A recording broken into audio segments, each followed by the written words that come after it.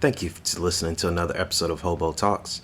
On this one, we're going to talk about stocks, some of the do's and don'ts that I've come up with in my time, and also a little gold mine that I have. I'll tell you how I figured it out and how it's been doing for me over the last couple months. Thanks for tuning in. And who better to listen to than a hobo, someone that doesn't have a lot of money, that can see the true value in other things. And they didn't know, I was a hobo. Thanks for tuning in.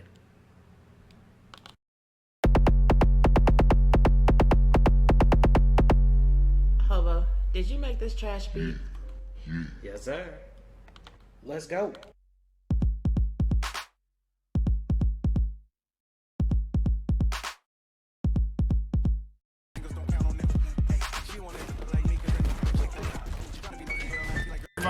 Do stuff now. How the best the Broncos. Mike Tyson. You have a favorable matchup inside, just keep pounding it in there. Paul, let's go. Ask you to tell the fences.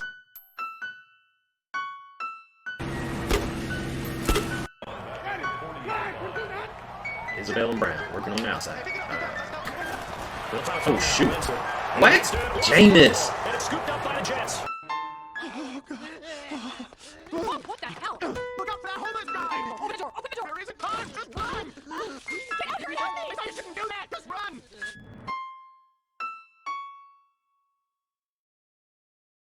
Good move upfield. Brown split special teamers, and now Brown is off to the races. Hurdles, kicks him in, and a flag is thrown. They're going to get Brown for that hurdle right to the face of Lanning. Tremendous return, but a real mistake by Brown at the end of it. Makes the first guy miss here, and he's going to make 9 other guys. On third down. I don't like any of this. Winston now. Flush to his right. Going for it all. What? Jameis!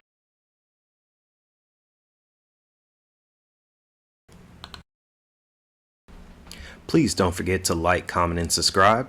I look forward to reading any new comments, any new video ideas, and most importantly, I'm all about the follow back game. So even if you're just putting down, hey, follow my channel, I'm totally down to do that.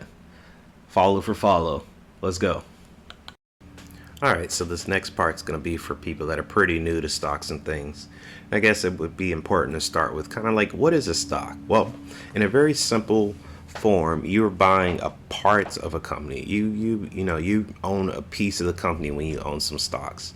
It's like a certain section of the company's portfolio that they are opening up to the public.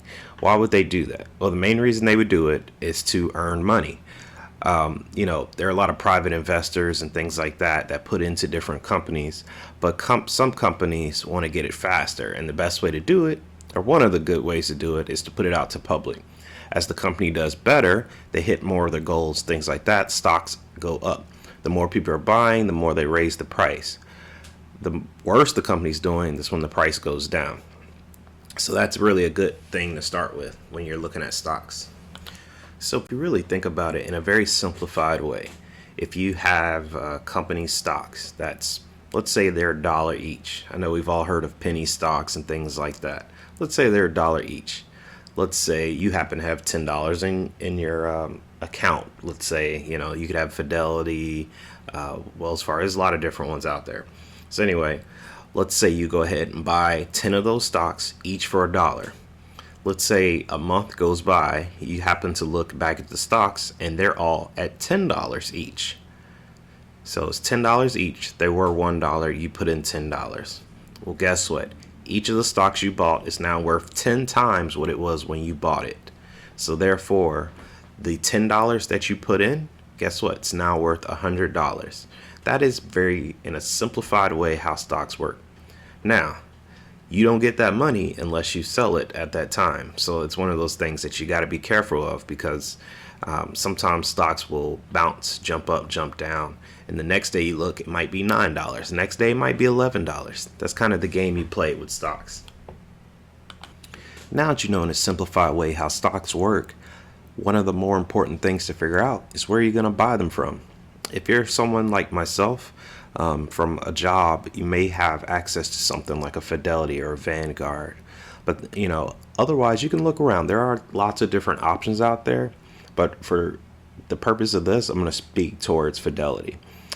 That being said, be sure to look around. There are different fees and things associated when buying your stocks. So even in my scenario earlier where I spoke about buying 10 stocks at $1 each and them going up, some companies will charge you a fee, some type of commission fee, some type of processing fee that may take off $4 or $5, things like that. Fidelity has been basically doing it for free since COVID hit. They want you to still invest and things like that, so they've kind of taken that little portion out of it. Also, one thing I guess that's worth mentioning is you can have multiple accounts at different firms. There's nothing that prevents you from having a Fidelity account and a Vanguard account and any other random one you want. Similar to having multiple bank accounts, you have to enter your information maybe multiple times and have to log into different websites, but you can have accounts at both. So it's definitely good to look around. And something I'm going to talk about a little bit later is indexes. Different companies have different indexes with different returns and things like that. So it doesn't really hurt to have options. All right, so when it comes to actually making money on your stocks, it's a little bit of a gamble. I'm not going to lie. There is no 100% proven method that's really going to give you good returns. There are a lot of stocks that you can buy where it's basically like a firm is picking the stocks for you. Like you've heard of the S&P 500 and those type of things where they're literally looking at the top XYZ companies and they invest in so many different companies that it's kind of hard for it to fall, because you would need a certain amount of companies to offset another certain amount of companies, things like that. But at the same time, it doesn't allow a lot of growth. So if you really want to make money, one thing you can always do is look for new companies that are coming out with something great. I mean, you always hear about little random things like if you spent $1,000 in Apple stock in 1997, or if you did this when Tesla was only 2020, things like that. You always hear about stuff like that. And not to say that those companies were new at the time, but it's something where something new is going to happen. I kind of say that to say putting your money in Apple and Tesla now, granted, it's still a good investment though, because those companies are doing great things, but it's not going to give you that real pop.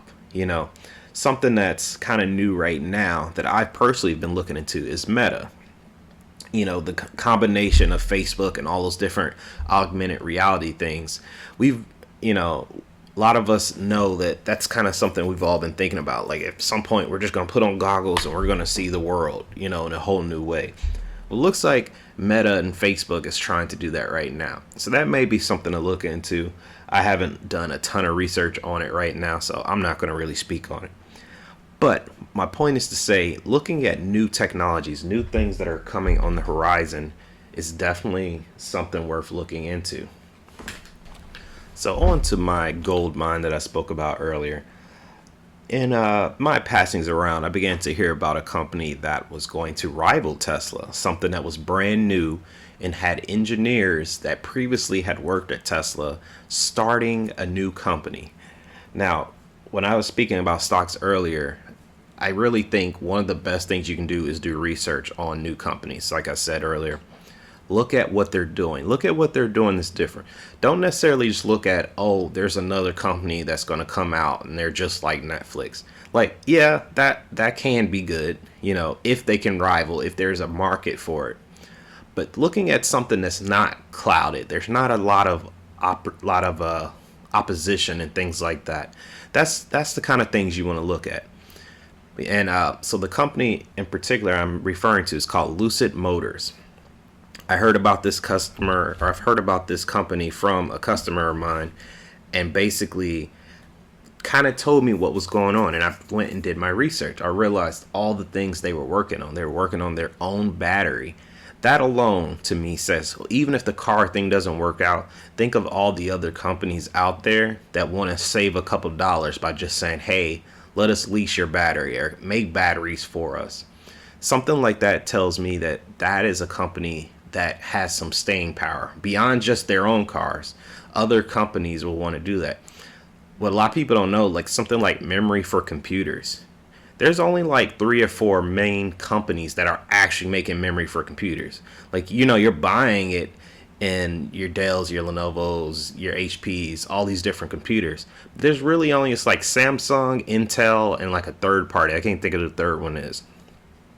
But think of all the money they make because all these different companies are saying, we want to do this. Another thing that to me was really like another little bit of gasoline to the fire is the government. The government is regulating a lot of companies to be cleaner. Car companies are under that umbrella. You know, think of all the smog and stuff that comes out of cars every day. So changing to something electric is definitely something that's going to be on a lot of their minds. Now, are they all going to develop their own batteries and do all that kind of stuff? Maybe. Who knows? But what I do know is Lucid is a company that's doing it right now. And they came out with a battery pretty recently that is estimated to go, I believe it's 100 miles further than the Tesla models currently out. Why that's important? That is the main issue of electric cars currently, is no one wants to get stuck out in the open. You know, it's not that you can just plug up your car just any old place. And if it's not a hybrid, you can't just put in gas just because. If you're driving, 500 mile stretch of road, you literally have to make sure, like, okay, I have to stop here. Is this place going to be open? What's the time?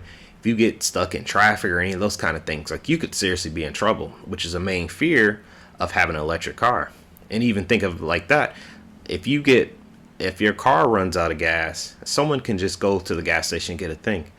I'm not fully certain that there is currently some type of way to bring electricity to your car in like a battery or something like that. It's probably a thing, but who knows, if the toll people that comes to your car or AAA or whatever has something like that available. That might be something else to look into if there's a company out there doing something like that to alleviate some of that issue is, hey, charge this thing at your house and then you got another tank essentially ready to go. Anyway, after really thinking about it, I realized that electric cars would probably be a great avenue to invest in. It's something that's pretty much brand new. There are some electric cars out there. I'm not going to lie. There are some out there, but I've seen a lot of concerns about them, mainly about the battery. So the quiet storm, if you will, of, hey, we're making our own battery, came out that it goes farther than the previous ones that are out there. It's got engineers from Tesla, like lead engineers, not just the little intern guy that was getting the coffee, like some of the main people out there. And the fact that they were already working on it. They already had a big investment, I believe from a Saudi billionaire kind of guy that was helping to fund things. And they were opening up a second plant already, before they even hit the stock market. So there's a lot of good promise in that. Not everything I would say is going to line up quite that well. I mean, like some people don't know, Netflix went to Blockbuster, anybody that remembers Blockbuster back in the day, and tried to get them to buy their company, tried to buy the stocks and all that stuff. And Blockbuster said, no, that's not the future. And somebody listening to this right now doesn't even know what Blockbuster is. So I'll just put it like that. So anyway, when you're looking at stocks in the future, I believe those are some of the things you should look for, not just, oh, this is doing great. One thing you got to look for is why something is doing great. Sometimes stocks are just being bolstered by just a lot of people buying it for no reason. That's what you don't want. That's when you lose out, because most of those people that are buying in for no reason, they're going to wait for it to hit a certain point and then they're going to get out. And whoever's left is stuck holding the bag. And you don't want to be holding the bag. So anyway, back to Lucid Motors. If you go check out the stock, you would need to search for LCID and check out their stocker symbol, all that good stuff.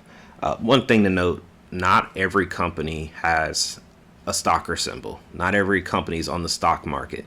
That is a long process that they have to go through to allow them to sell stocks. And some companies beyond that are just private. They don't want the public owning any of their stocks, things like that.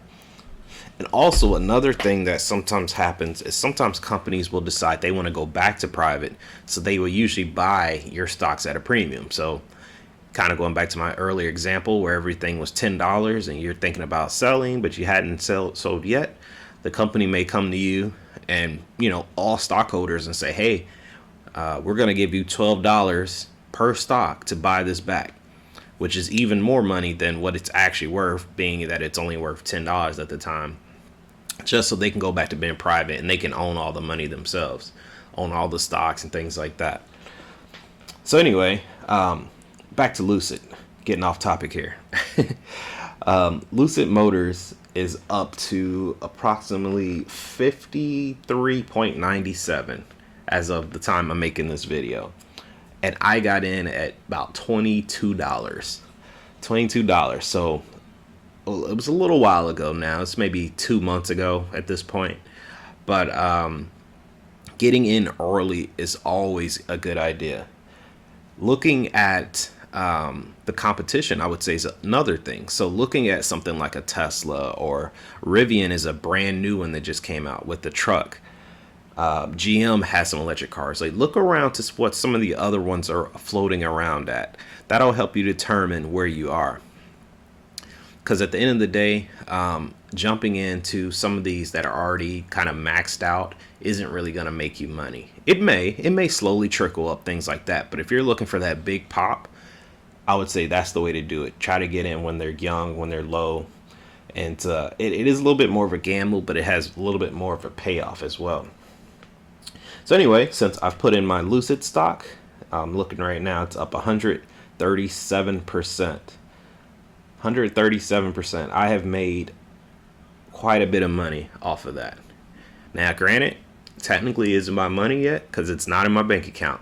It really doesn't mean anything until I hit the sell button, because tomorrow I could get on, it could be back at $22 or even below whatever I bought it at. So like I said earlier, it's you're kind of gambling. It is investing, but it's right on the border of gambling, because you don't know what's going to happen. You can't control it. You're here for the ride. You can take educated guesses. The CEO of the company could come out the next day and say, I hate everybody, I hate all you people, and the stock can plummet, and it's nothing you did, nothing you can control, and nothing you can do about it but hit the sell button. So in closing, I'd like to say, if you're thinking about getting into some of this Lucid stock, I do believe it will go up more. How much more, I'm not really sure. I'm thinking another $20 potentially, but I don't think it's going to be quick. I think the main pop of it is gone.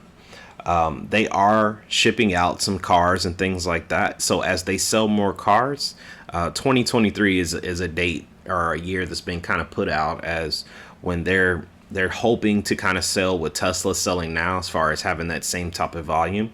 So at that point, I would assume their stock would be quite a bit higher.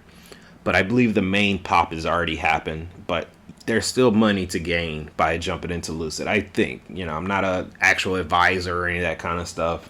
I'm just a guy talking on his computer. So that's totally up to you what you want to do with your money. Another thing that is really, at least that I did, two other things I've done, is I have stepped into the real estate game, I guess, using Fidelity's real estate index. From my understanding, what an index is basically similar to what I was speaking about, where the company is buying into different stocks and it kind of helps balance things out. Well, the real estate investment index is supposed to buy into certain properties. And one thing you'll kind of see that pops up for you occasionally is dividends. So companies will essentially pay you a little bit here and there for your different stocks. And so, usually a small amount. Well, the indexes are kind of working on that same way. As companies are paying their rent to stay in certain buildings, that money is then split out between the different shareholders of the index. So that's one thing I've been doing to get a little bit more money, a little bit more consistent money. And another thing I did was I actually invested into more electric car companies. The more I thought about it, the more I said this literally may be the future. Like, gas cars may just go away at some point. I mean, we see things like this in all types of technology. I give you another example that a lot of people probably have run into: cell phones. Cell phones just change. It seems like one company makes a change, and within 2 or 3 years, it's rampant, whatever it is. The current one I would say is SD cards or external memory. We all had memory cards in our phones to give us all the extra space. And if you go to a T-Mobile or whatever store right now and you look for that, they don't have any. They maybe will point you at an older model and say, well, this one still has it, but everything now is going towards the cloud.